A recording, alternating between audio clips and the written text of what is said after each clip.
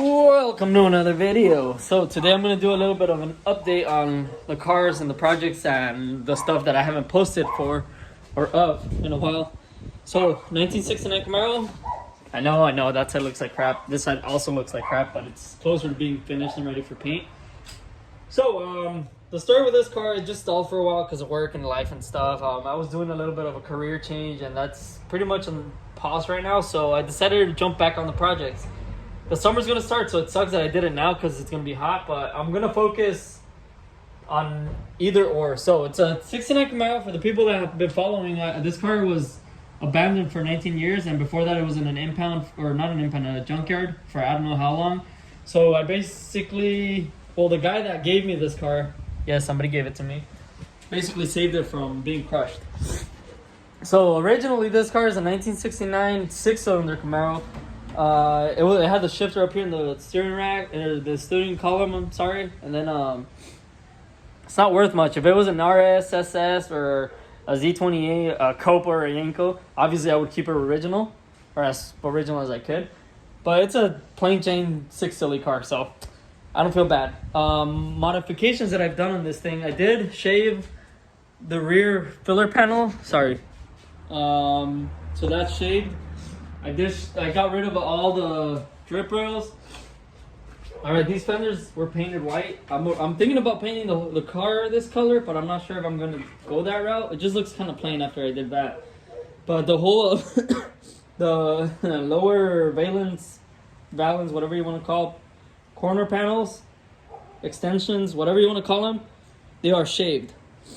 So it's got a 4-inch cowl hood. I don't know if I'm sticking with that because I originally wanted a 2-inch, but I got a good deal on that thing. And it was new till I dropped it. The bottom of the car is actually fairly clean. I just want to clean it up, get rid of some of the rust.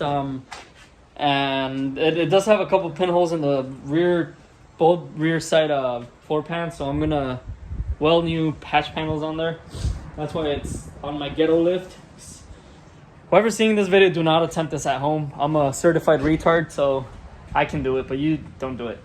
But yeah, shaving the firewall, I did replace basically the whole top of the car. The lower, both sides of the lower quarters were replaced. The doors had patches in the edge, in the corners, and both fenders on the bottom had patches done. But yeah, that brings me to the next topic. Now I'm gonna choose one car to focus on and finish this summer and go like fast forward on it, because I'm not gonna work for the next month, so I'm gonna go full time on whatever car. But I don't know. So the next one is I was building a Roush. I don't know if I sent you guys or if I posted any of the videos of this car when I was working on it. So it was a 2005 Mustang Roush. I was keeping it and I wanted to race that car, but plans changed. I rebuilt the engine. I couldn't get that car running right. I think it was the cam phases. I don't know. When it went up to temperature, it took a crap on itself. So it always ran good until it went up to temperature. Then it started acting stupid. So I traded it for this turd. I kept the Mustang. So this is a 1970 Mustang Fastback. It's a plain Jane V8 car, like the Camaro. I don't feel bad modifying it. It's not a Mach 1, a Boss, 302, or Shelby. Nothing special. At least nothing very expensive that I can make money out of. So half of the engine went in ejecto seat because the guy was building a race car and he just forgot to throw it on when I brought the car, and I didn't really care because I knew I was going to do a swap. Which brings me to the next point. Yes, that is possibly going to happen. Everybody's pissed. A lot of people are giving me crap. How can you throw a Chevy engine in a Ford? For you people that don't know, it's I guess a truck-based LS. It's a 5.3 from a 2003 Silverado. Going in there. The reason being is Coyotes are very expensive. And if you want a Coyote to stick in there, you gotta work your ass off to buy one.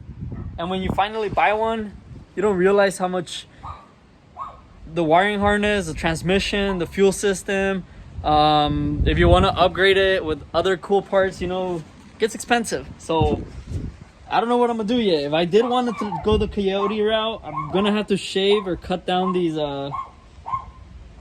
if I shave both of the shock towers, I can fit the engine in there with a little bit of wiggle room. Now, if I want to do something completely custom and worth probably a lot more money, I gotta shave it or cut them off completely and do a Mustang 2 suspension, which it gets pricey, and I really don't want to throw that much money into this car.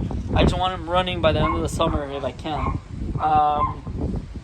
Now this car is originally automatic. It was a white Wimbledon white or something like that with red interior. So supposedly there's only 400 and something of these cars in that combination made. I don't know if it's true or not, but the color combination, I know there's white here and there, but you can't really see the color. Now this one is going full patina. I'm not gonna do a crazy paint job. I'm not gonna try to do what I'm doing with the Camaro where I want it really, really straight. The whole car is very rust free. That's the original color. So as of now, I'm thinking about throwing these Recaros on there.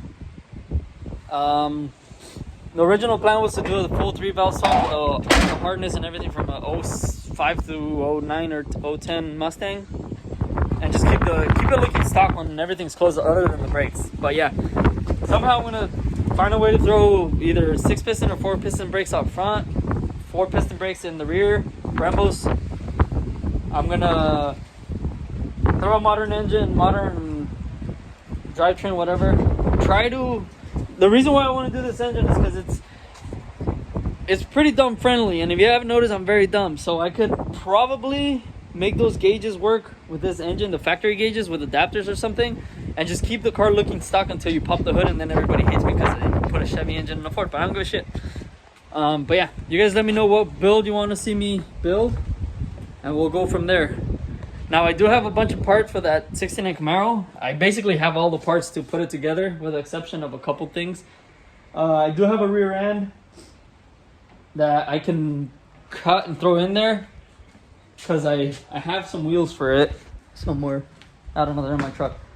But yeah, let me know. This thing is gonna either just get primed, thrown where the Mustang is, and just covered for the summer, and then the Mustang I can throw over here, wet sand the whole car. If I go that route, I'm going to paint it. Okay, so the route I want to go with that car is keep the patina, but make it gloss. So it's going to be a gloss black, gloss blue, gloss white, whatever color I do is going to be gloss. Sand some areas down so the black can come through. Maybe a little bit of rust looking paint. Keep the shaker hood, which with whatever engine I put in there, I'm going to keep the shaker hood scoop. And the interior is going to be custom with original. So I'm going to keep the original dash, customize the door panels, custom colored dashboard, custom colored carpet, seats, and I really do want to do a roll cage on that turd. So we'll see. We'll see how it goes. But yeah, let me know what project you guys want me to start with, and I'll start doing updates on it. I want to drop a video a week, so it's going to come pretty quickly, and it's probably going to start next week. I just got an F-150. I'll do an update on that truck too, and just to let you guys know what I'm doing, I have a 6-inch lift, most of the 6-inch lift, right here in pieces that I need to put on that truck because I put 35s and I can't steer. But stay tuned. We'll start that process soon.